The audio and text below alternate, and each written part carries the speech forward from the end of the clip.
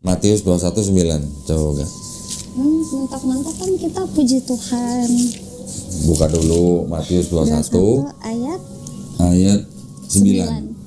Dan orang banyak yang berjalan di depan Yesus dan yang mengikutinya dari belakang berseru katanya, Hosana bagi anak Daud, diberkatilah dia yang datang dalam nama Tuhan, Hosana di tempat yang maha tinggi. Hosana artinya apa? Nah, Ayo. pujilah. Tahu nggak artinya Hosana? Dari segi bahasa Inggris sih begini. Bahasa Inggris coba apa? Lord. Kalau di bahasa Inggris itu Lord. Nah, nih. Salah. Ya kan? You call me teacher and Lord. Nah, sekarang saya mau nanya ke Billy nih, ya. Kalau dalam bahasa Inggris ada tulisan G-O-D, ya. G-nya besar. Kalau diterjemahkan ke bahasa Indonesia jadi apa harusnya? Tuhan. Tuhan, ya kan? Kalau Lord, L-O-R-D, diterjemahkan ke bahasa Indonesia jadi apa harusnya? Tuhan. Hah? Tuhan. Tuhan. Lord. Lord. Bisa Tuhan, bisa Tuhan. Kalau Lord itu. Lord itu kalau di Bible diterjemahkan dari kata kurios, ya. Kurios itu memang bisa dual meaning. Bisa dua arti gitulah. Bisa ditujukan kepada manusia, bisa ditujukan kepada Tuhan. Bahasa Jawanya kira-kira Gusti lah. Pernah dengar Gusti ya? Lord Rangga. Nah, jadi kalau misalnya Isan ini punya tanah banyak. Lord Rangga. Di Inggris dia disebut Lord Isan gitu, karena dia punya tanah banyak gitu. Tuan tanah, bahasa Inggrisnya apa? Landlord, betul kan? Lord itu bisa tuan, bisa untuk Tuhan, bisa juga untuk penguasa gitulah. Tanah. Pemilik tanah banyak disebut Lord. Jadi kalau saya manggil Isan, Lord Isan karena dia punya banyak tanah. Tapi ketika orang Inggris datang ke kerajaan, ketemu raja, dia manggil rajanya dengan apa? Lord King. Ya. Ketika orang Inggris ke gereja, dia akan manggil tuannya dengan apa? Lord God gitu. Betul kan? Jadi Lord itu bisa diterjemahkan menjadi Tuhan atau Tuhan tergantung konteksnya. Tergantung kepada siapa gitu ngomong. Kalau dibilang Lord God, ya artinya itu bisa ke Gusti Allah gitu lah kalau orang Jawa bilang ya. Betul kan? Gusti Pangeran gitu bisa juga. Nah, kenapa setiap kali ada kurios yang ditujukan kepada Yesus sama LAI diterjemahkan Tuhan, T-U-H-A-N gitu. Tetapi ketika ngomong kepada untuk Pilatus, untuk Paulus, untuk yang orang-orang lain menjadi Tuhan gitu. Beda di situ. Jadi kalau tadi dibilang Yohanes 13:13, kamu menyebut aku guru dan Tuhan, yang ini Tuhan. Apakah udah pasti sama Tuhan dan Tuhan? Belum tentu gitu. Sekarang saya tunjukin lagi. Yohanes 13 ya. Kalau ini apa sebutnya? Kamu menyebut aku guru dan Junjungan. sama nggak junjungan dengan Tuhan? Junjungan. Sama nggak? Panutan. Panutan gitu ya. Ini Tuhan, ini junjungan, itu Tuhan. Jadi Yang ini Lord gitu. yang asli yang mana? Yang asli, yang salah kali maksudnya. Yang asli lagi. Tapi kalau di aslinya Ibraninya Kurios. kurios. Nah, kurios itu memang bisa ditujukan untuk manusia, juga bisa ditujukan untuk Tuhan. Gitu. Jadi dual meaning gitu, kayak kata Gusti gitu. Kita kalau ngomong ke raja, Gusti Raja. Tapi kalau kita menyebut Allah, Gusti Allah gitu. Nah, tapi kalau di Kristen, khususnya yang di terjemahan yang LAI, kata yang tadinya bisa berarti Tuhan, junjungan, itu dirubah langsung dengan kata Tuhan gitu. Itu yang membedakan. Nah, kalau tadi saya tanya, kata God diterjemahkan ke bahasa Indonesia harusnya apa? Tuhan, betul kan? Kata Lord itu harusnya diterjemahkan menjadi Tuhan. Tetapi yang terjadi di Bible-nya orang Kristen ini, kata God itu diterjemahkan menjadi Allah tulisannya, A-L-L-A-H. Kata Lord langsung diterjemahkan dengan kata Tuhan gitu. Itu karena apa? Karena ada muatan teologis dan juga ada misi penginjilan gitu. Ya, sekarang saya tunjukin lagi. Ada yang udah jadi Tuhan. Di sini coba buka Yohanes 4:19. Di sini tulisannya apa nih? kata perempuan itu kepadanya, ya Tuhan, tentunya engkau adalah seorang nabi. Ya Tuhan. Oke. Coba di sini apa? Di sini beda. Baca. Kata perempuan itu kepadanya, Tuhan nyata sekarang padaku bahwa engkau seorang nabi. Di sini Tuhan, di sini Tuhan. Tuhan. Oke. Saya bukanya bahasa Inggris nih. Sebentar.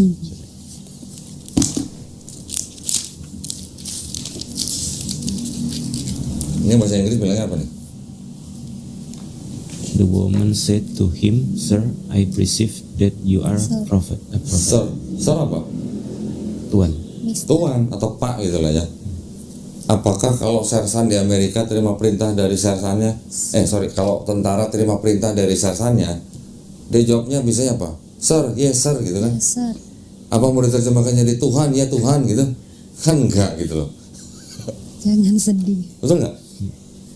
Ada perbedaan gitu namanya dari Tuhan, apa Sir sama Pak, ada beda gitu. Ya tapi memang di dalam Bible-nya yang LAI itu setiap kata kurios yang ditujukan kepada Yesus langsung diterjemahkan menjadi Tuhan gitu. Oke, sekarang buka yang ini, Billy, buka ini. Tadi kan di situ Tuhan. Coba buka Yohanes 4:19. Ini TB1, ini TB2 nih.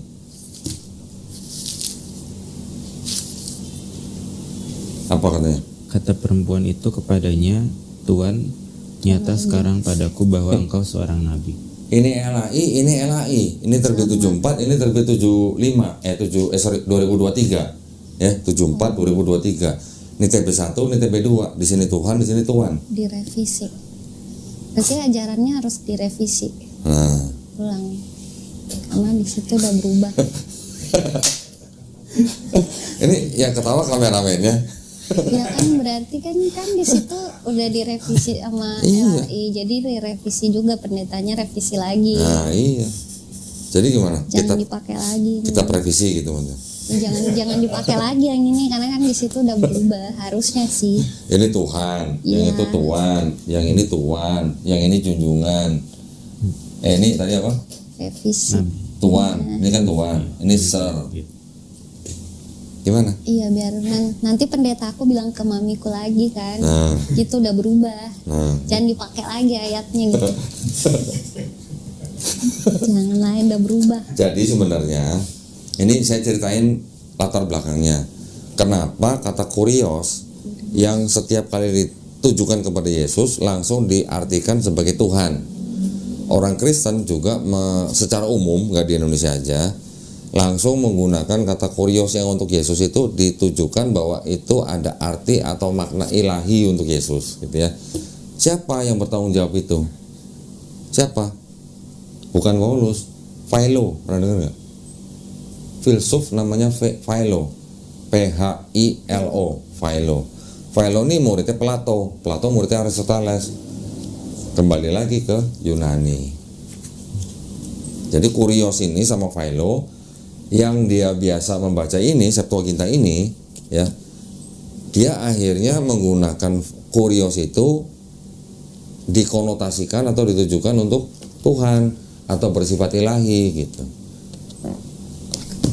Jadi makanya ketika orang Kristen mempelajari kitabnya, kata-kata kurios untuk Yesus selalu diartikan ada makna ilahinya. Kira-kira gitu. Iya, ayo. Tadi udah baca ini belum ya? Yang ini tadi udah buka belum? Tadi kan saya mengatakan bahwa Kristen ada pengaruh Hellenistik filosofi ya. Kita buka. Ini namanya New American Bible nih. Ini Bible-nya orang Katolik Amerika. Ya. Yohanes 1 ayat 1, coba baca. In the beginning was the Word, and the Word was with God, and the Word was God. Firman adalah Tuhan. Bahasa Indonesianya kan pada mulanya adalah firman. Firman itu bersama-sama dengan Allah. Dan firman itu Allah, ya. Bacanya ada catatan kaki yang dikuning-kuningin apa tuh? Hellenistik filosofi. Hellenistik filosofi. Itu ada pengaruh Hellenistik filosofi. Dari apa? Dari kata-kata logosnya itu.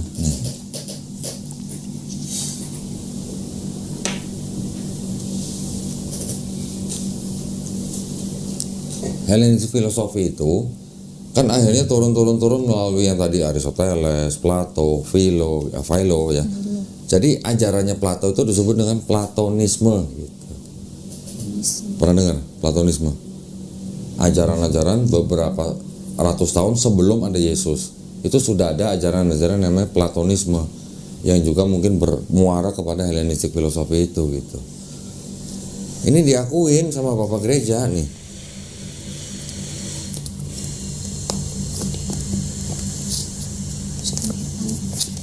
Ini ada yang namanya Santo Augustine, Saint Augustine ya. Judul bukunya The Confessions.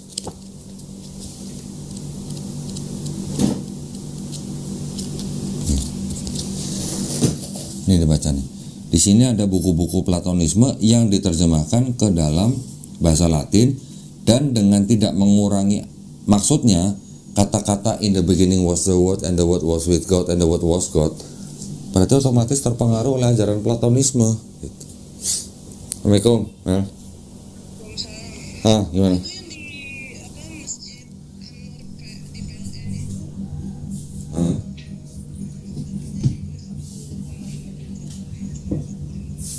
Ya udah nggak apa-apa. Oh, oke.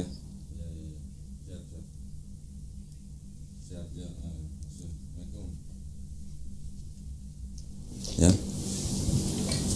Jadi ada Helenisme, ada paganisme, ada Platonisme, komplit dah, ya kan? Iya. Jangan sedih kan? Jangan sedih. Emakku yang sedih. Mbak yang sedih ya. Ya itu yang tidak banyak diketahui oleh teman-teman Kristen, saudara kita kayak Kenny, kayak Billy nggak tahu gitu. Mau lagi pengakuan Bapak Gereja? Masih kurang. Gue kadang-kadang nggak tega, tapi gimana ya? Ini harus kasih tahu. Biar lebih yakin. Biar lebih yakin ya, sebentar ya.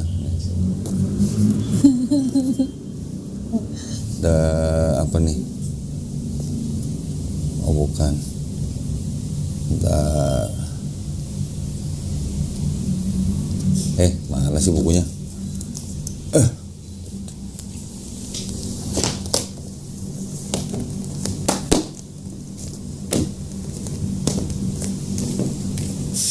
Nah ini, Justin Martyr pernah dengar? Martir. Ini juga Bapak Gereja kan? Nah. Jangan kaget ya Ken ya.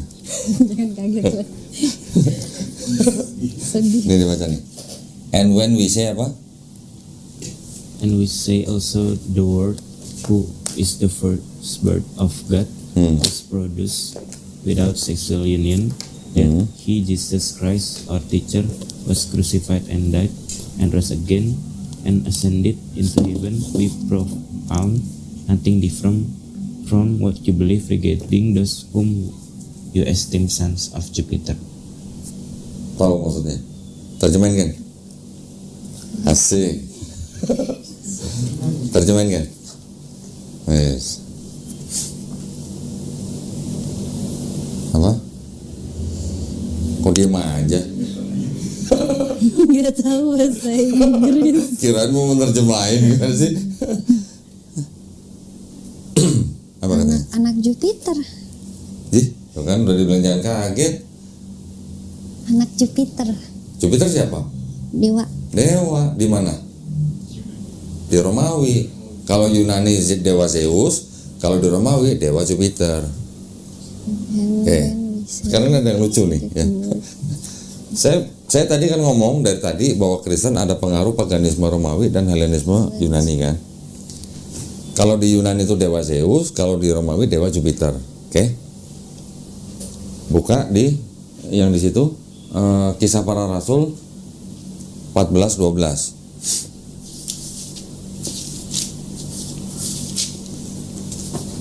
Buka kan. Kisah Para Rasul 14:12. Barnabas mereka sebut Zeus dan Paulus. Mereka sebut Hermes karena dialah yang berbicara. Jadi apa? Coba bacanya coba. Sebut Zeus. Barnabas mereka sebut Zeus dan Paulus mereka sebut Hermes karena dialah yang berbicara. Oke. Coba Ken baca Ken, yang kencangkan dikit. Barnabas mereka sebut Zeus dan Paulus mereka sebut Hermes karena ia yang berbicara. Oke, di situ itu kan kejadiannya Paulus menyembuhkan orang yang lumpuh dari lahir, yang nggak pernah berjalan, disembuhkan sama Paulus. Orang-orang yang melihat menyebut Barnabas sebagai Hermes, Barnabas sebagai Zeus, Paulus sebagai Hermes. Hermes itu adalah anaknya dewa Zeus gitu kalau di mitologi Yunani kan. Sekarang kalau ini bacanya apa? Ini yang guys bawain. And they call Barnabas Jupiter and Paul Mercury because he was the chief speaker. Kok jadi Jupiter? Kok Jupiter lagi? Kalau di situ apa? Sini Zeus. Zeus. Kok di sini Jupiter? Jupiter sama Mercury. Yes, Hermes. Jadi yang salah Jupiter apa Zeus? Siapa yang salah? Bengong, bukan jadi bengong. Biasa aja dong Ken. Jangan gitu dong mukanya. Siapa yang ini? Ini kitab. Ya ini juga Bible. Tapi di sini Jupiter, di sini Zeus. Nah, tanya yang salah yang mana gitu. Yang ngartiin. Hah? Yang ngartiin lagi yang salah. Baca sendiri. Di sini Tapi Jupiter beda. atau Zeus? They called Barnabas Jupiter and Paul Mercury. Ternyata aku salah selama ini. Ternyata aku Kristen yang salah. Betul? Tadi yang di situ kan Barnabas disebut Zeus, Paulus disebut Hermes. Di sini Barnabas disebut sebagai apa? Jupiter. Paulus sebagai apa? Mercury. Jupiter di Romawi, Zeus di Yunani. Kok bisa beda? Ini yang tadi buat terjemahin nih. Tapi ini berarti Ya. tergantung tempatnya ini. Gimana Bisa dia? jadi mungkin. Ini yang tadi nih yang Justin Martyr saya terjemahin ya. And when we say also that the word. Jadi ketika kita berbicara mengenai firman, who is the firstborn of God, yaitu yang anak sulung Tuhan, was produced without sexual union, yang dilahirkan tanpa hubungan badan, and that he, dan bahwa dia, Jesus Christ, Yesus Kristus, our teacher, guru kita, was crucified and died, telah disalib dan mati, and rose again, dan bangkit kembali, and ascended into heaven, dan diangkat ke langit. We propound nothing different from what you believe regarding those whom you esteem sons of Jupiter. Kami menyatakan tidak ada yang berbeda dari apa yang kalian percayai mengenai mereka yang kalian hormati sebagai putra-putra Jupiter. Jadi Yesus disamain dengan putra-putra Jupiter. Ini yang ngomong Justin Martyr. Jadi kan Jangan sedih. jangan sedih gitu. Udah bisa ngomong jangan sedih gini.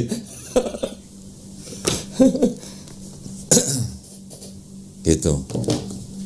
Ya itu kenyataannya. Saya cuma bacain dari referensi. Ya. Bukan saya mau istilahnya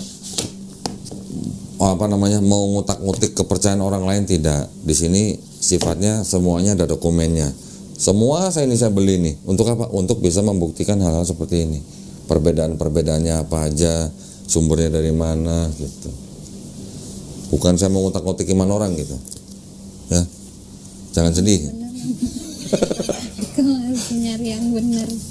Loh ya, sekarang kan kita gini, kalau kita sedang mencari kebenaran, kan kita harus berdasarkan literasi, jangan cuma katanya gitu loh.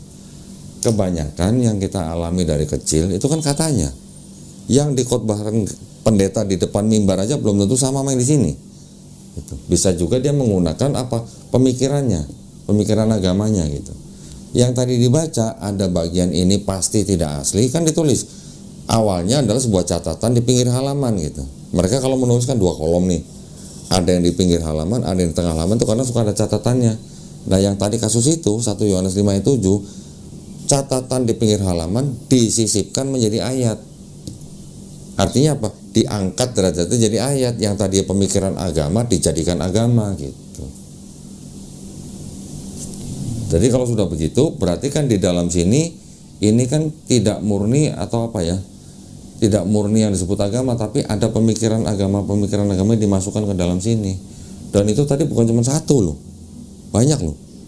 Tadi saya kasih contoh tuh karena saya anggap itu sebagai bukti teks bahwa di dalam kitab Kristen ada ajaran Trinitas. Ternyata cuma dua. Yang satu Matius 28:19 yang tadi bilang katakan apa? Pergilah ke seluruh apa? Karena itu pergilah jadikanlah semua bangsa muridku, baptislah mereka dalam nama. Ada 3 nama yang disebut nih, Bapa, Firman, dan Roh Kudus. Tapi tidak dibilang satu, gitu kan? Itu pun ayat sisipan di abad kedua. Yang kedua, 1 Yohanes 5:7 disebut nih ada Bapa, ada Firman, ada Roh Kudus, dan ketiganya satu. Nah itu kan yang disebut sebagai ajaran Trinitas gitu. Ternyata ini juga ayat pasti tidak asli. Jadi kalau ada 2 ayat yang mengajarkan konsep Trinitas, yang dianggap mengajarkan konsep Trinitas, ternyata tidak asli, lah bagaimana? Gitu. Bagaimana? Jangan sedih. Terus kalau Nabi Muhammad sendiri ada nggak di kalau Nabi Isa kan katanya ada tuh. Di mana ada di mana? Kitab sebelumnya. Oh ini sebentar. Ini dari tadi nggak ada yang minum ya? Udah disediain minum, nggak diminum. Ntar saya yang diprotes sama penonton. Beneran, banyak yang protes itu tamu nggak dikasih minum gitu. Ada. Gini, kalau ditanya apakah Nabi Muhammad SAW ada di kitab-kitab sebelumnya. Nah, kitab-kitab sebelum ini kitab-kitab yang mana? Kalau yang namanya kitab-kitab sebelumnya, ini kita harus identifikasi dulu. Di dalam Quran sering disebut ada yang namanya kitab-kitab Taurat, Zabur, Injil, betul kan? Di Quran disebutkan. Tetapi pertanyaannya adalah apakah Taurat, Zabur, Injil itu Bible-nya orang Yahudi dan Bible-nya Kristen? Itu yang jadi pertanyaan. Ya, ini mumpung ada orang Islam juga nih, saya tanya. Apakah Taurat, Zabur, Injil yang disebut Quran itu Bible-nya orang Yahudi dan Bible-nya Kristen? Berani jawab nggak? Nggak tahu. Oke, nggak apa-apa. Mendingan bilang nggak tahu. Kalau orang Islam nggak haram bilang nggak tahu ya. Kalau pernyataan saya, Taurat, Zabur, Injil yang disebut dalam Quran itu adalah wahyu-wahyu yang diturunkan Allah Subhanahu wa taala kepada nabi dan rasulnya untuk Bani Israel pada zaman itu. Setuju apa enggak? Setuju. Oke. Pertanyaannya, apakah Bible-nya Yahudi ini yang nulis Nabi Musa dan Nabi Daud? Apakah Bible-nya orang Kristen itu yang nulis Yesus? Berani jawab? Nggak tahu juga. Saya udah jelasin, saya udah pelajarin bahwa yang disebut dengan 5 kitab Musa ya atau Pentateuch, yang Kejadian, Keluaran, Imamat, Bilangan, Ulangan, ini ternyata menurut orang-orang Kristen sendiri ya itu bukan tulisan Musa. Tulisan siapa? Tulisan orang-orang Israel yang sedang dalam pembuangan Babel di Babilonia di abad ke-6, ketika orang-orang Israel dikuasai oleh, sebelumnya kan Israel Utara dikuasai Assyria, kemudian datanglah Babilonia, dikuasai oleh Babilonia. Ketika dikuasai oleh Babilonia, orang-orang Israel ini dibuang ke Babilonia. Nah, ketika di Babilonia inilah orang-orang Israel itu menulis ini, gitu. Ya, yang nulis juga ternyata beberapa sekolah, namanya mazhab lah gitu kalau di Islam ya. Islam pasti tahu mazhab, sekolah-sekolah lah. Sekolah apa? Sekolah Yahwis, Elohis, Deuteronomis, sama Priestly. Yang mana ada 4 mazhab yang masuk ke dalam 5 kitab Musa tadi. 4 sumber cerita masuk ke dalam Pentateuch atau Torah gitu. Maka itu di dalam Kejadian, Keluaran, Imamat, Bilangan banyak kontradiksi. Banyak kontradiksi karena sumbernya 4 gitu. Yang masuk ke dalam 5 kitab ini gitu. Oke.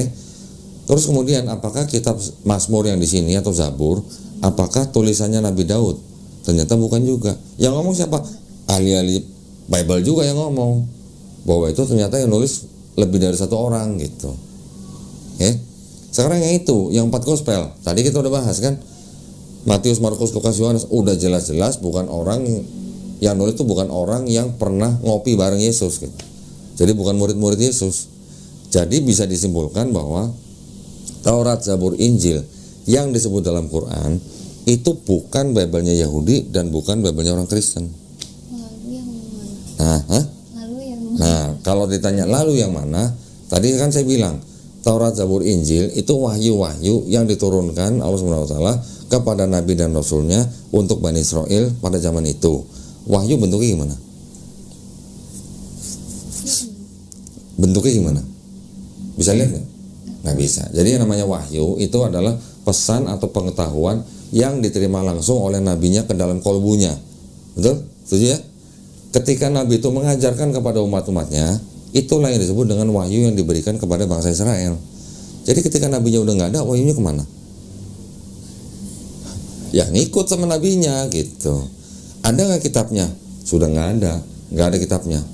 Kitab dalam bahasa Arab ya, itu artinya bukan hanya wahyu yang dibukukan, tapi artinya bisa hukum, ketetapan, perintah. Itu. Jadi kalau dikatakan Nabi Muhammad SAW namanya sudah tertulis di dalam Taurat dan Injil. Taurat dan Injil yang mana? Apakah yang ini dan yang itu? Bukan. Sudah nggak ada, sudah ikut bersama nabinya gitu. Paham ya? Jadi ini bukan Taurat, Zabur, dan itu bukan Injil yang dimaksud oleh Quran. Karena ini tulisan-tulisan orang-orang yang jauh setelah nabi-nabinya. Ini disusun tahun 450 sebelum Masehi. Nabi Musa hidupnya abad ke-15, 14 sebelum Masehi. Bedanya udah 1000 tahun. Gak mungkin Musa yang nulis gitu. Nabi Daud hidupnya abad kira-kira 11 sampai 10 sebelum Masehi. Bedanya 500 tahun. Gitu. Terus ada bagannya tuh. Bagan penulisan kitab-kitab tuh, dari mulai hikayat-hikayat sampai turun menjadi ini, terus menjadi Septuaginta, sampai menjadi kitabnya orang Kristen. Jaraknya jauh sekali antara nabi yang menerima kitab dengan penulisan ini. Gitu. Ya, jadi kalau ditanya kitabnya mana, ya sudah nggak ada, udah ikut nabinya. Gitu. Kalau wahyu kan itu konotasinya yang menerima adalah nabi. Kalau kita ngopi dapat apa? Wahyu apa? Ilham. Kalau kita ilham, ya. Kita manusia biasa, bukan nabi, bukan terima wahyu, mendapat ilham gitulah. Gitu. Sampai sini paham ya? Ada lagi? Nah, penulisan. Sekarang kalau kitab ini kita tadi udah dengar ya, disusun kapan-kapan oleh siapa? Itu juga. Kalau Quran bagaimana? Nah, harus tahu dong. Kan kalau Quran itu adalah wahyu yang diturunkan Allah SWT kepada Nabi Muhammad SAW melalui malaikat Jibril alaihissalam, ya kan? Kemudian Nabi kan membacakan di depan sahabat-sahabatnya. Membacakan ini maksudnya mengucapkan, bukan membaca dari tulisan, bukan. Mengucapkan dari ingatan gitu, ya. Bahasa Indonesia kan memang minim, jadi dia itu membacakan di depan sahabat-sahabatnya. Sahabat-sahabat yang mendengar itu mereka menulis, ya. Setelah mereka menulis, mereka juga membaca di depan Nabi. Dicek sama Nabi, bacanya benar nggak? Gitu. Kalau bacanya benar, baru disimpan tuh catatannya. Nah, catatan-catatan ini itu yang disimpan oleh para sahabat. Ketika Nabi Muhammad SAW meninggal, nggak sampai 2 tahun, catatan-catatan ini dikumpulkan, dijadikan satu mushaf begini, mushaf Quran gitu. Atau inilah, ini kan terjemahan nih. Dijadikan satu mushaf, ini kecil banget ya, harusnya gede lah segini. Yang mana ya? Nih lah, anggaplah ini nih. Nah nih, nah, kalau ini kan bagus nih tuh, ada nama gue lagi. Ada yang ini, ada yang pengen, belum dapat gitu ya. Nah, catatan-catatan itu masuk ke dalam satu mushaf atau satu kitab begini. Nama prosesnya bukan dikanonisasi, tapi dikodifikasi. Kodifikasi itu artinya apa? Yang mereka sudah pernah baca, yang mereka sudah hafal, itu dibacakan lagi di depan satu komite. Satu komite ini yang dipimpin oleh sahabat Nabi yang hafal Quran gitu. Dibacakan depan komite, benar bacanya masuk dalam mushaf gitu. Itu yang kodifikasi yang pertama kali pada zaman Khalifah sahabat Abu Bakar radhiyallahu anhu. Itu disebabkan karena banyak penghafal Quran yang ikut perang meninggal gitu, perang di Yamaman. Setelah sahabat Abu Bakar meninggal, diteruskan sahabat Umar bin Khattab 2 tahun, 10 tahun. setelah sahabat Umar bin Khattab meninggal dibunuh oleh orang, itulah ya, saya nggak usah sebutin lah di sini lah. Nanti boleh belajar. Diteruskan oleh sahabat Utsman bin Affan. Pada zaman sahabat Utsman bin Affan ini, Quran dikodifikasi ulang. Kenapa dikodifikasi ulang? Karena banyak orang-orang membacakan ayat-ayat Quran itu dengan dialek yang berbeda. Itu adalah laporan dari salah seorang panglima tentaranya Khalifah Utsman bin Affan itu ketika ada perang di Azerbaijan. Pulang dia ke Saudi, lapor kepada Khalifah Utsman bahwa di sana ada orang hampir bunuh-bunuhan gara-gara bacaan Qurannya berbeda gitu. Akhirnya diulang, dibikin mushaf lagi menggunakan master yang pertama kali gitu. Master yang itu disimpan di dalam rumah anaknya sahabat Umar bin Khattab, yaitu Hafsah, dipinjam jadi master. Setelah dikodifikasi ulang, dibikinlah beberapa salinan, dikirim ke beberapa tempat kota-kota yang memang menjadi kuasa Islam pada saat itu. Ya, itu yang disebut dengan kodifikasi Quran.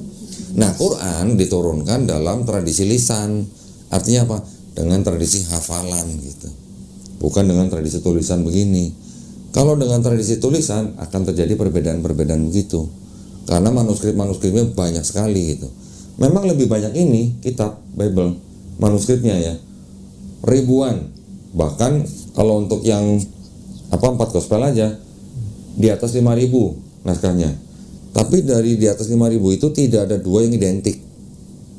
Nah, kalau ditotalkan yang perjanjian baru bisa sampai 24.000. Tapi juga dari 24.000 itu tidak ada 2 yang identik. Gitu. Kalau Quran bagaimana? Quran ketika pada kodifikasi yang kedua pada zaman Khalifah Utsman bin Affan itu, setelah menjadi master yang final, Quran-Quran lain yang mushaf-mushaf lain yang bacanya beda-beda itu yang dibakar. Dibakarnya karena bacaannya berbeda pada saat itu di depan Utsman gitu. Jadi supaya bacaannya sama, distandarisasi dengan bacaan yaitu bahasa Arab dialek Quraisy gitu. Ya, yang lain dibakar. Tetapi kan mungkin udah ada sebelumnya orang mencatat, sudah pindah tempat dan segala macam. Jadi sekarang di seluruh dunia kita mengenal ada beberapa versi Quran, tetapi versinya bukan versi beda jumlah surat, bukan beda jumlah nomor ayat. Kalau nomor ayat itu hanya masalah sistem penomoran ayatnya aja. Ada Quran yang kalimat basmalah diberi nomor, ada yang tidak gitu ya. Tetapi jumlah ayatnya sama, jumlah suratnya sama. Bukan seperti yang ini 73, yang tadi itu 66, yang itu 78, 81, enggak begitu. Quran semuanya sama jumlah suratnya. 114 surat, sistem penomoran ayatnya aja mungkin berbeda sedikit, tapi jumlah ayatnya sama. Perbedaannya apa? Perbedaannya hanya seperti ini. Contoh hanya di masalah pengucapan. Misalnya di Indonesia, kalau kita baca Malik Yaumiddin, betul kan? Kalau di Maroko bacanya gimana? Malik Yaumiddin, cepet ya, nggak dipanjangin gitu. Perbedaannya apa? Perbedaan dialek gitulah. Dialek itu contohnya misalnya seperti itu, Erik kan katanya orang Sunda tuh. Katanya orang Sunda tuh nggak bisa ngomong F ya, Erik. Tuh pakai P lagi ngomong. Ya, jadi seperti itu. Lidah orang kan beda-beda. Orang Jepang juga tidak bisa mengucapkan huruf tertentu gitu lah. Nanti orang Australia ngomong Friday hari Jumat ngomongnya gimana? Friday gitu. Karena memang dialek orang, lidah bangsa-bangsa berbeda. Nah, kalau di Quran kurang lebih seperti itu, ya. Dan Quran ini Allah sendiri yang berfirman bahwa kami yang menurunkan Quran, kami pula yang menjaganya. Menjaganya dari mana? Nah, kami itu artinya Allah Subhanahu wa taala disebut dengan kami itu untuk menunjukkan keagungan. Ya. Contoh misalnya, kalau Ratu Inggris ngomong, kami akan membuat program baru gitu. Ratu Inggrisnya satu atau banyak? Tetap satu, tapi di belakang dia kan ada pembantu-pembantunya. Makanya dia bilang pakai kami gitu. Presiden misalnya ngomong di depan DPR, kami akan memperbaiki sistem pemerintahan kami gitu. Presidennya banyak apa satu? Satu. Menterinya banyak gitu. Makanya dia pakai kami. Begitu juga kalau di sini disebut kami, Artinya Allah Subhanahu wa taala melibatkan gitu ya, pembantu-pembantunya, malaikat-malaikatnya gitu. Jadi kalau Allah Subhanahu wa taala mengatakan bahwa kami yang menurunkan, kami pula yang menjaganya, yang menjaga siapa? Penghafal-penghafal Quran. Udah jutaan sekarang yang ngafalin Quran.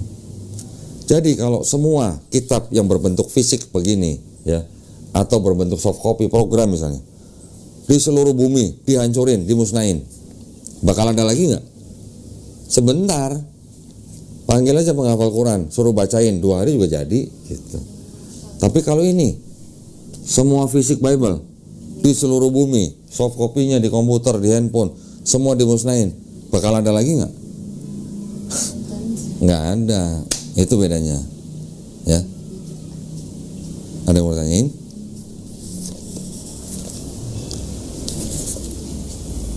Silakan, biar nggak ada keraguan-raguan. 3 jam. Udah berapa jam? Mau 3 jam. Lo baru 3 jam. Penasaran awal belajarnya tuh gimana? Dondi kayak sampai sekarang ibaratnya sampai Saya ya gimana ya. Gini, awalnya kan saya belajar mengenai yang namanya di dalam sebuah kitab. Waktu itu pertama-tama saya belajar tentang kontradiksinya dulu. Banyak sekali kontradiksinya di sini. Ketika saya udah belajar kontradiksi, baru saya mempelajari sejarah kitab ini disusun gitu. Kapan disusun dan segala macam, dan punya siapa.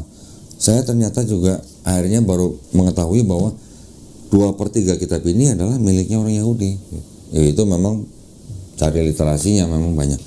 Bahkan ada buku seperti ini. Ini buku yang judulnya lucu nih, When God Spoke Greek. Ketika Tuhan bicara bahasa Yunani. Ini menceritakan ini. Kitab yang dari Yahudi diterjemahkan menjadi Septuaginta dan seterusnya. Ya ini memang butuh proses gitu ya. Gak bisa sebulan 2 bulan gitu memang. Banyak memang. Dan saya juga memang gini, kan kalau belajar kristologi kan, belajar kitab ini yang dalam bahasa Ibrani, ada yang tertarik dengan belajar bahasa Ibraninya, gitu kan. Ada juga yang tertarik dengan belajar bahasa Yunaninya. Itu bagus, itu sebuah kelebihan atau sebuah keuntungan gitu lah. Tapi kalau saya, karena saya dari kecil memang sudah belajar bahasa Inggris, jadi ketika saya mencari materi-materi tentang ini, saya lebih banyak mendapatkan materi-materi dari luar negeri yang berbahasa Inggris gitu, lebih banyak materinya gitu.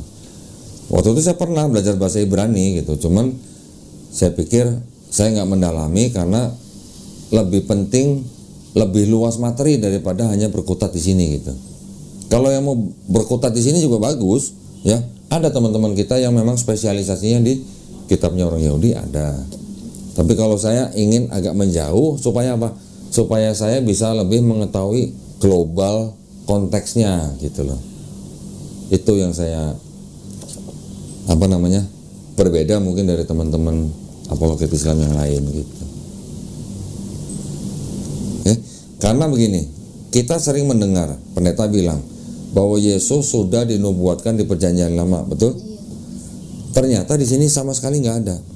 Dan saya bisa bantah semuanya. Berdasarkan apa? Berdasarkan materi-materi yang saya cari dalam bahasa Inggris. Itu. Contoh tadi Yesaya 7:14, jawabannya ada di Yesaya 8:3. Nanti ada lagi Yesaya 9 ayat 6, jawabannya ada di mana? Mika 5 ayat 2, jawabannya apa? Yeremia 31, jawabannya apa? Misalnya Mazmur 22, jawabannya apa? Semua itu sudah saya pelajarin. Jadi saya ingin supaya kita melihat sesuatu secara fair gitu ya. Kitabnya orang Yahudi, yang menulis orang Yahudi, yang berhak menafsirkan siapa? Ya orang Yahudi kan. Tetapi ini perspektifnya Yahudi diperkosa oleh Kristen menjadi ini perspektifnya gitu maksudnya. Kemudian dari sini baru menjadi itu. Jadi itu adalah hasil pemerkosaan perspektifnya orang Kristen terhadap perspektifnya orang Yahudi. Perspektif teologi maksud saya. Ya, itu diperkosa sehingga menjadi itu. Makanya Yahudi nggak terima. Iya, tapi yang nulis ini siapa? Yang nulis ini Yahudi, bukan Kristen. Kalau yang nulis ini Kristen, kita serahkan kepada Kristen. Itu adalah teologinya Kristen. Tetapi ketika ini yang nulis Yahudi, ya kita harus menghormati dong. Mereka punya otoritas sendiri gitu loh. Walaupun jumlahnya sedikit, karena terdiaspora dan dipersekusi, tapi masih ada yang punya otoritas untuk menafsirkan ini ya orang-orang Yahudi. Beda. Nah kalau orang Kristen kan menafsirkan bahwa Yesus sudah dinubuatkan di Perjanjian Lama. Tetapi menurut orang-orang Yahudi tidak ada satupun nubuat untuk Yesus di sini. Nah satu lagi perbedaannya gini. Di dalam sini kitabnya orang Yahudi itu mengenal yang namanya konsep Mesias. Pasti tahu dong. Mesias tahu kan artinya kan? Orang Yahudi memahami bahwa Mesias yang akan datang itu adalah rajanya bangsa Israel, betul kan? Dia harus keturunan Daud melalui anaknya Salomo, betul kan? Nanti dia akan datang setelah di bumi tidak ada perang. Dan Mesias itu nanti akan datang ketika semua manusia di bumi sudah mengenal Hashem, sudah mengenal Tuhan maksudnya. Dan menurut orang Yahudi, Mesias yang akan datang itu bukan orang yang datang menyelesaikan misi terus pergi terus datang lagi gitu, bukan begitu. Datang sekali aja. Nah, sekarang kita bandingkan dengan Yesus yang di dalam perspektifnya Kristen. Orang Kristen bilang Yesus anaknya Daud dari Sulaiman karena bapaknya Yusuf, gitu kan? Tapi kan Yesus sebenarnya kan bukan anak kandung. Ini kan ya kan? Anak apa? Anak adopsi lah gitu lah. Orang Yahudi bilang kalau anak adopsi mohon maaf nggak bisa diterima. Dia bukan keturunan langsung daripada Daud lewat Salomo gitu. Jadi Yesus bukan Mesias gitu. Yang kedua, ketika Yesus lahir masih ada perang nggak? Sampai sekarang masih ada perang ya. Berarti ini bukan Mesias yang dijanjikan di sini gitu. Kata orang Yahudi. Zaman sekarang semua manusia sudah mengenal Tuhan belum? Semua? Belum, ya kan? Berarti Yesus bukan Mesias yang dijanjikan. Yang keempat, Yesus diceritakan di dalam itu sudah datang, sudah mati di salib, bangkit hari ketiga, diangkat ke surga. Katanya begitu kan? Berarti kan datang menyelesaikan misi, pergi, nanti mau datang lagi, begitu kan? Orang Yahudi kan bilang tidak ada konsep begitu. Datang sekali aja cukup gitu. Nah, bedanya di situ. Makanya orang Yahudi bilang Yesus bukan Mesias berdasarkan kriteria yang ada di sini dan itu semua tertulis. Nah, kalau tertulis yang berhak menafsirkan orang Yahudi, terus Kristen ngaku-ngaku bahwa ini kitab mereka, silakan dipikirkan sendiri gitulah. Jadi nanti yang datang siapa? Ya tetap Yesus. Umat Islam juga mempercayai bahwa Nabi Isa alaihissalam akan datang lagi, tapi bukan sebagai Tuhan. Hah? Nabi Isa yang sama nggak? Sama. Tetapi bukan sebagai Tuhan. Nabi Isa yang akan datang itu tujuannya datang untuk membunuh Dajjal, mematahkan salib, membunuh babi. Tapi yang pertama yang membunuh Dajjal ini artinya arti harfiah atau sebenarnya. Tapi kalau mematahkan salib dan membunuh babi ini bisa dikatakan ini adalah untuk menjawab, membantah fitnah-fitnah Kristen yang mengangkat dia sebagai Tuhan gitu.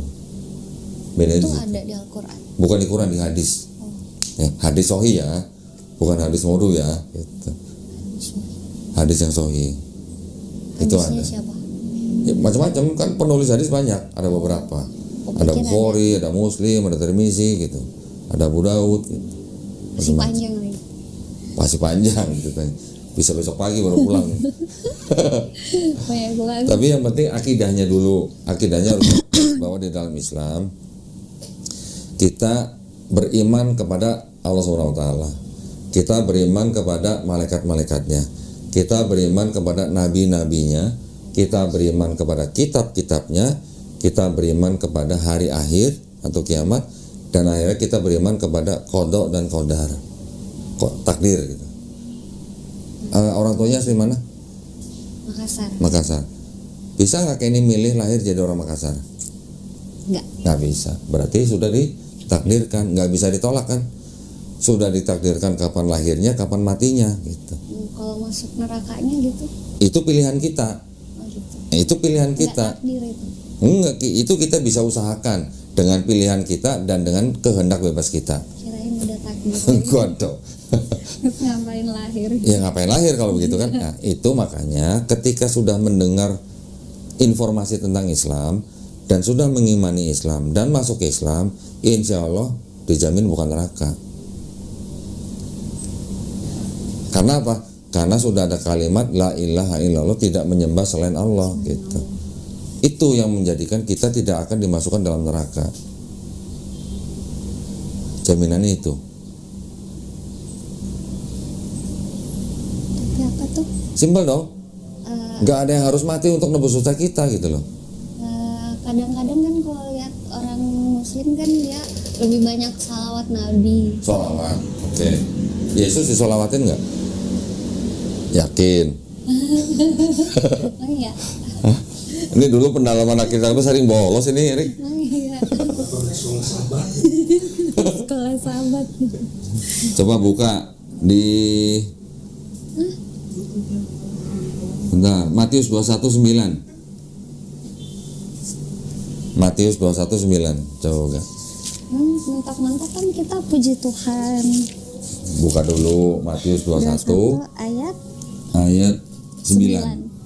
Dan orang banyak yang berjalan di depan Yesus dan yang mengikutinya dari belakang berseru katanya, Hosana bagi anak Daud, diberkatilah dia yang datang dalam nama Tuhan, Hosana di tempat yang maha tinggi.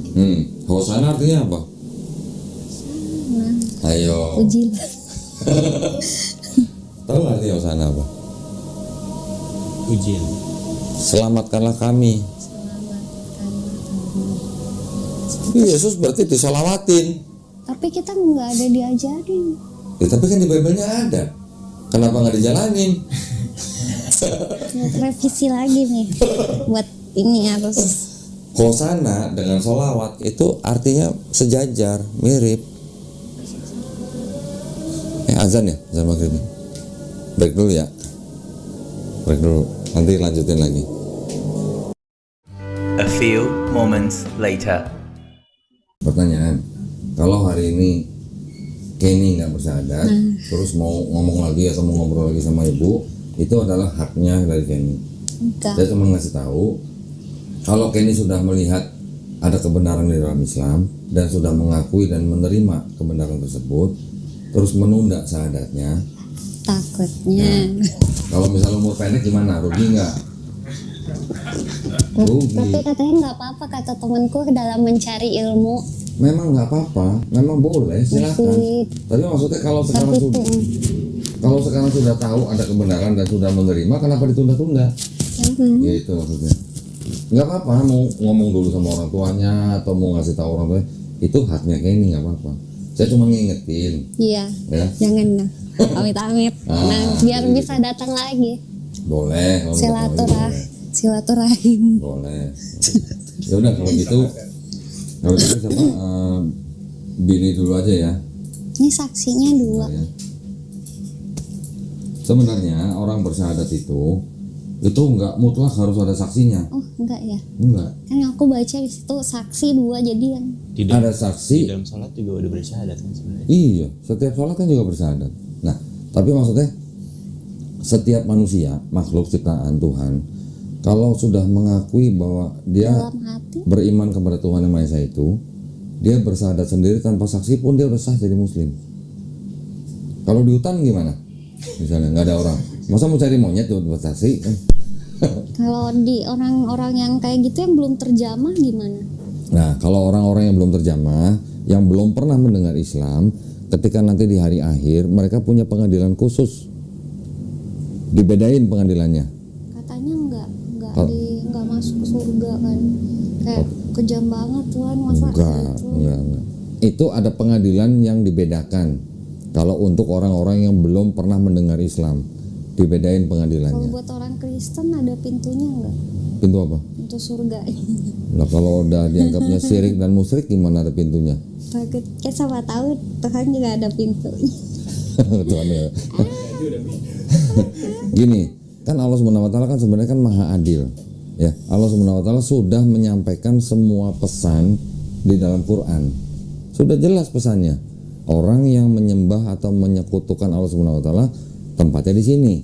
Orang yang menyembah Allah SWT sebagai Robnya tempatnya di sini. Udah jelas kan itu di Quran. Kalau nggak ada penimbangan amal baik dan buruk, Ada, tetap ada. tapi buat yang Tetap ada, tapi kalau orang yang matinya di mulutnya la ilaha illallah, itu udah jaminan surga. Ya mungkin kalau dia ada dosa-dosa yang dia mungkin belum sempat tobat, ya itu mungkin secelup 2 celup lah di neraka gitu lah. Tapi kalau orang yang beriman setiap hari sholat, setiap hari mengingat Allah, setiap hari tahu apa yang harus dilakukan, perintahnya, apa yang harus dijauhi, larangannya, harusnya kan orang itu bertobat. Kalau orang itu bertobat, ya insya Allah kan nggak ada urusan mesti ke neraka dulu gitu.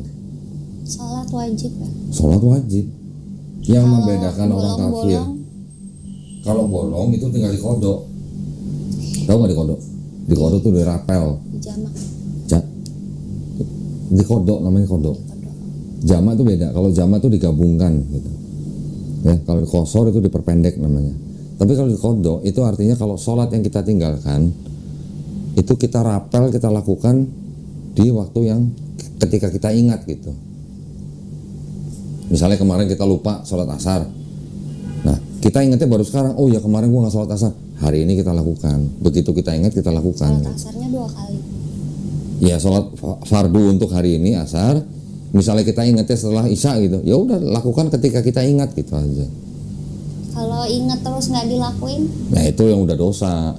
maksudnya Udah ingat nggak dilakuin ya kan itu. udah lewat waktunya gitu. Sekarang ingat, ya sudah lakukan gitu. Tinggal dilakukan aja. Gampang aja, Jadi Islam itu bukan yang mempersulit sebenarnya. jangan sedih. Di dalam Islam ada kewajiban yang harus dilakukan.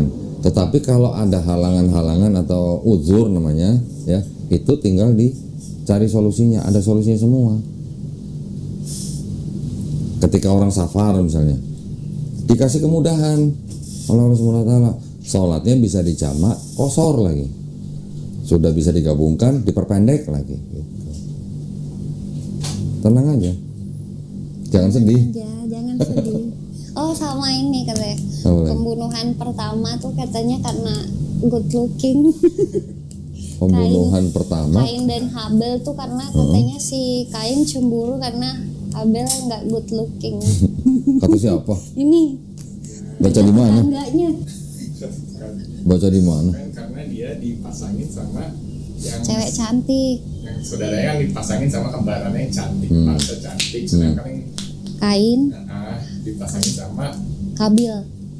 jadi yang cantik sama yang jelek sama yang cantik atau di situ Yang jelas manusia bisa sampai melakukan dosa itu pasti karena ada godaan syaitan. Itu aja sebenarnya. Jadi yang membuat kita melakukan dosa itu ya karena ada godaan syaitan itu. Itu setan. Iya, itu yang bisikan itu. Nah. Tapi penyebabnya tuh iri karena dengki itu. Karena good looking. Dengki ya karena Karena kutuk. Karena korban. Oke? Mau di sini nggak? Kalau menurut saya sayang kalau nggak sadar hari ini. Kalau hanya untuk menunjukkan ke mamanya tapi nggak bersahadat, Kayak belajar, aku belajar dulu. ya makanya sekarang dikasih kesempatan tanya apa yang mau ditanya. Jangan Jauh-jauh ke sini, nanti kalau mau datang lagi silakan datang, mau belajar apa lagi silakan. Tapi daripada ditunda, mending sadar dulu. Jadi gini, ada orang bilang kalau mau masuk Islam belajar dulu gitu. Ya, mungkin ada yang bilang 6 bulan, ada yang bilang setahun baru masuk Islam. Itu salah. Tapi nggak tahu umur. Iya, yang benar masuk Islam dulu baru belajar pelan-pelan.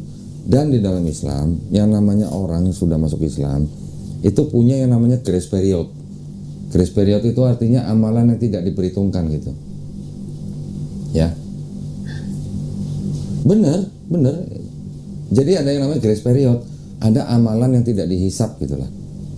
Ada yang mengatakan 40 hari. Oke. Nah, itulah waktunya belajar. Jadi misalnya contoh ya misalnya. Amalan buruk. Hah? Amalan buruk. Kok amalan buruk? Artinya tidak melakukan amalan tapi tidak dihisap gitu lah. Contoh misalnya kayak Billy misalnya sudah masuk Islam, kan sudah terbebani dengan kewajiban sholat. Tapi karena dia baru masuk Islam, ada yang namanya waktu belajar gitu lah. Dan belajarnya cukup step by step. Ya, tidak perlu malam ini belajar besok jadi imam sholat, enggak perlu begitu ya. Bahkan kalau memang sudah waktunya sholat, ikut sholat cukup di masjid aja. Sholat di masjid menjadi makmum, kan belum tahu baca apa. Cukup dengan bacaan setiap gerakan dengan subhanallah, subhanallah, subhanallah. Itu sudah cukup. Ya, itu sudah diterima sholatnya, insya Allah. Itu. Jadi bukan berarti gua beban masih takut belum bisa ngapa-ngapain. Nah, ini yang saya kasih tahu. Ketika orang masuk Islam, bukan berarti dia sudah harus bisa melakukan semua amalan ibadah tuh harus dengan sempurna. Enggak, step by step. Beneran. Tenang aja, nanti kita bimbing, kita bina. Tenang, jangan sedih. Enggak ada yang harus dikhawatirin. Ya, di dalam Islam itu bukan orang yang baru masuk Islam sudah harus sholatnya yang hafal semua. Enggak begitu. Nanti ada bukunya nih, baca dulu. Oh, pinjam itu sejarah kisah para nabi. Pinjem. Tadi minta kitab yang merah, mau pinjemnya. Kalau baca-baca itu di Google banyak, ada di Google. Nanti kalau perlu saya kirimin PDF-nya. Ini ada buku nih, nanti dibaca pelan-pelan. Iya, belajar sholat bagaimana, step by step. Kalau menunggu justru malah beresiko.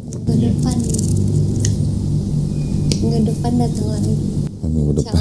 Insya Allah. Ya nggak apa-apa. Insya Allah ya. Ya, di dalam Islam nggak ada paksaan, tenang aja. Insya Allah. Oke. Yuk, kita sekarang siapin dulu buat Billy ya. Baik, alhamdulillah. Assalamualaikum warahmatullahi wabarakatuh. Pada malam hari ini, alhamdulillah di depan saya ada saudara Billy ya. Boleh pinjam KTP-nya? Bawa nggak? Kayaknya nggak bawa deh. Atau SIM atau apa gitu? SIM KTP nggak bawa? Tapi ada foto. di mobil. Oh, di mobil. Oke. Billy Antonio Latumahina. Oh, ini marganya Latumahina. Dari mana nih? Ambon. Oh, Ambon. Kok nggak kelihatan kayak orang Ambon nih? Mungkin dominannya Jawanya. Oh, Jawa. Papa yang dari Ambon siapa papanya? Enggak pure Ambon juga sih, Ambon Sunda. Papanya. Kalau mama? Jawa. Oh, mama Jawa. Oh, jadi belasaran Ambon sama Jawa gitu. Ya, jadi namanya Billy Antonio Latumahina ya. Saudara Billy ini datang ke Geraha Mualaf Jakarta menyatakan keinginannya untuk masuk dalam agama Islam, betul ya? Baik, tadi kita sudah ngobrol kurang lebih berapa? Hampir 4 jam ya, 3 jam lebih. Saudara Billy menyatakan akhirnya untuk menerima kebenaran Islam dan ingin bersyahadat masuk Islam, gitu ya. Baik, nah kalau gitu sebelum kita bersyahadat ada beberapa pertanyaan yang ingin saya ajukan. Yang pertama, saudara Billy Antonio Latumahina ini menyatakan diri untuk masuk ke dalam agama Islam ini atas kemauan sendiri atau ada paksaan dari orang lain? Kemauan diri sendiri. Kemauan sendiri, alhamdulillah. Kemudian saudara Billy ini kan masih punya orang tua. Kalau dengar ceritanya tadi kan orang tua pasti menentang ya.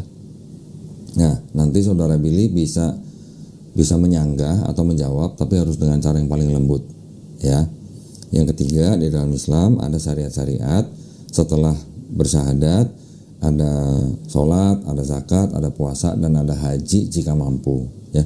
Apakah saudara Billy berjanji untuk menjalankan syariat-syariat tersebut? Oke, berjanji. Alhamdulillah. Baik, kalau gitu tidak ada yang menghalangi saudara Billy untuk bersyahadat ya. Kita berjabat tangan, ikuti 2 kalimat yang saya ucapkan dalam bahasa Arab, kemudian dilanjutkan dalam arti bahasa Indonesia ya. Bismillahirrahmanirrahim. Asyhadu alla ilaha illallah wa asyhadu anna Muhammadan Rasulullah. Aku bersaksi tiada Tuhan selain Allah, dan aku bersaksi Nabi Muhammad adalah utusan Allah. Alhamdulillah. Sah ya? Alhamdulillah. Allahu Akbar. Saya pengen peluk dulu sebagai saudara iman yang baru ya. Alhamdulillah, semoga istiqomah ya. Alhamdulillah. Silakan kalau mau kasih ucapan selamat. Minta berkat. Minta apa? Minta berkat.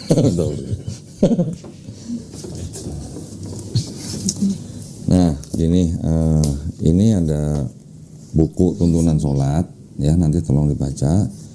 Ini ada sejumlah uang sedikit, jangan dilihat jumlahnya. Ini adalah zakat yang memang diperuntukkan bagi orang yang masuk Islam. Oke.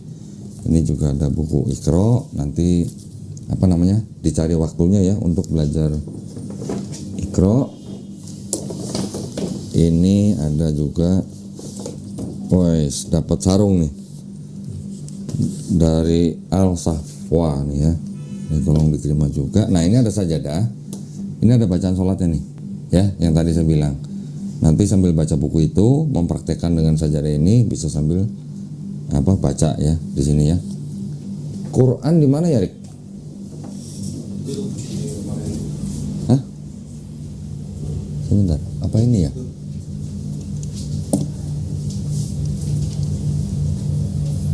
Sebentar.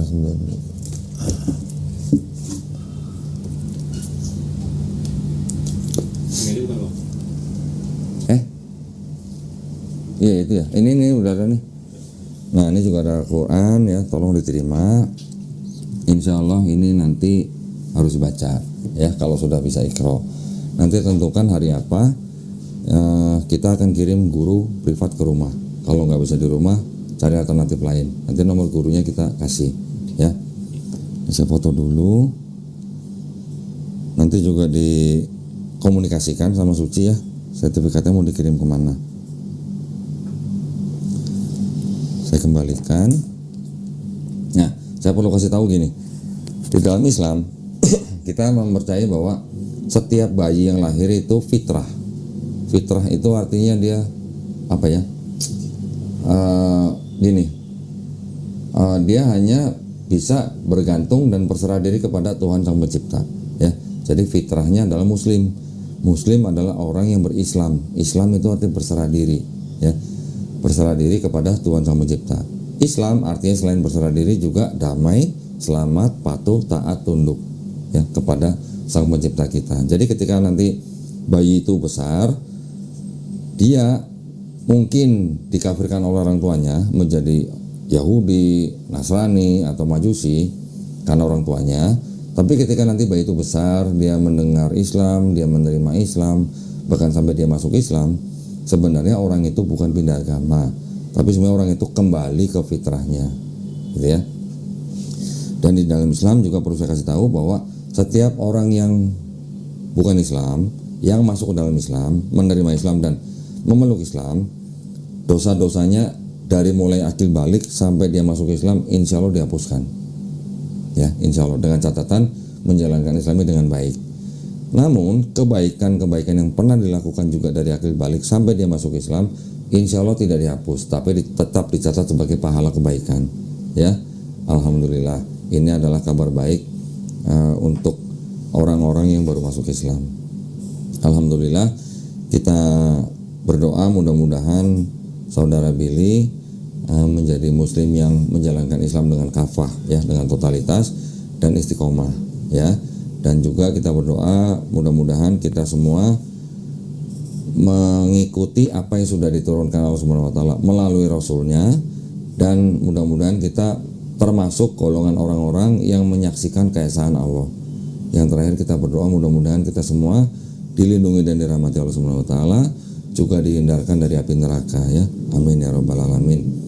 Baik, kalau gitu terima kasih banyak ya atas perhatiannya. Mudah-mudahan konten kita pada hari ini dengan bersahadatnya saudara Billy bermanfaat dan memberikan inspirasi bagi para penonton, ya. Atas perhatiannya kami ucapkan banyak terima kasih. Akhir kata, wabillahi taufiq wal hidayah. Wassalamualaikum warahmatullahi wabarakatuh. Ya, sekali lagi selamat ya. Alhamdulillah. Ini tasnya bisa dipakai.